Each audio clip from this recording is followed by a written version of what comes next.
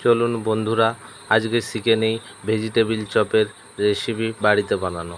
আচ্ছা, নিয়ে নিলাম 5টা আলু সেদ্ধ করা কুচি এবং নিয়ে নিলাম 2টো বড় বিট, তাকে ছোট ছোট করে কুচি করে নিয়েছি। নিয়ে নিলাম 3টে গাজর, তাকে এইভাবে ছোট ছোট করে কুচি করে নিয়েছি এবং নিয়ে নিলাম কিছুটা ধনেপাতা, তাকে এইভাবে কিছুটা কুচিয়ে নিলাম। আবার তারপরে নিলাম 3 টেবিল চামচ আদা লঙ্কার পেস্ট এবং ফোড়নের জন্য আমরা নিলাম 5 ফোড়ন ও 5টা লঙ্কা। নিয়ে নিলাম ভাজা বাদাম এবং নিয়ে নিলাম কিছুটা অ্যারোরুট এবং নিয়ে নিলাম 300 গ্রাম মতন ব্রেডক্রাম। তারপরে একটা প্যান নিয়ে নিলাম, প্যানের মধ্যে কিছুটা এলাচ, লবঙ্গ ও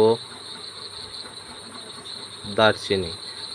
আচ্ছা, তারপরে দিয়ে দিলাম গোলমরিচ এবং তারপরে দিলাম কিছুটা জিরে এবং দিয়ে দিলাম কিছুটা ধনিয়া। এবারে এটাকে একটু ভালোভাবে নেড়ে চেড়ে একটু লাল লাল করে আমরা একটু ভেজে নেব। এই মশলাটাকে আমাকে গুঁড়ো করে বানিয়ে রাখতে হবে, যাতে ওই ভেজিটেবল মাখার মধ্যে আমরা দিতে পারি এবং এতে একটু স্বাদ বাড়বে। তারপর নিয়ে নিলাম তেল গরম করে আমরা দিয়ে দিলাম কিছুটা 5 ফোড়ন এবং 5টা লঙ্কা দিয়ে দিলাম। লঙ্কাটা একটু লাল লাল হয়ে আসলো, তখন আমাদের এই বেটে রাখা আদা ও কাঁচা লঙ্কার পেস্টটা দিলাম। এবারে ওইটাকে আস্তে আস্তে নাড়তে থাকলাম। নাড়তে যেই লালচে হয়ে যাবে তখন আমরা দিয়ে দেব কোচানো গাজরটা পুরোটাই দিয়ে দেব।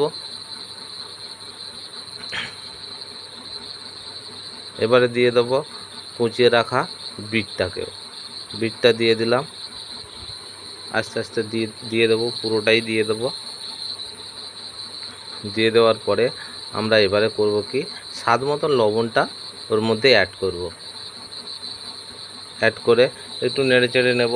যখন এরকম সিদ্ধ হয়ে আসবে তখন দিয়ে দেবো একটুখানি স্বাদ বাড়ানোর জন্য দিয়ে দেবো একটু চিনি।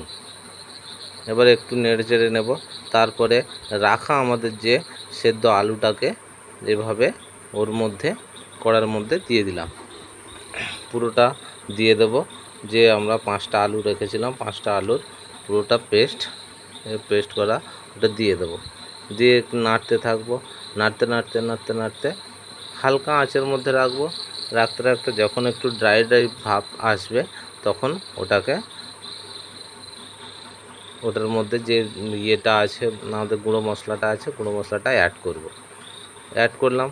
করার পর নেড়ে চেড়ে দিয়ে দিলাম ভাজা বাদামটা আমরা দিয়ে দিলাম।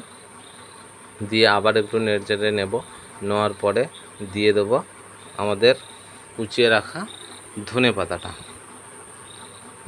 দিয়ে দিলাম।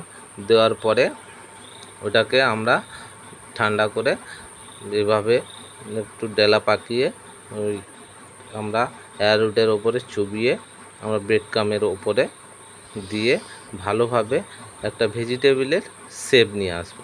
আমি এটাকে প্রথমবারে একটু হালকা হবে, দ্বিতীয়বারটা করলে বেশ ভালো হবে। তারপরে আমরা তেলের ওপরে ভেজিটেবিল চপটা দেব, দিয়ে আস্তে আস্তে এরকমভাবে লাল করে ভেজে নিতে হবে।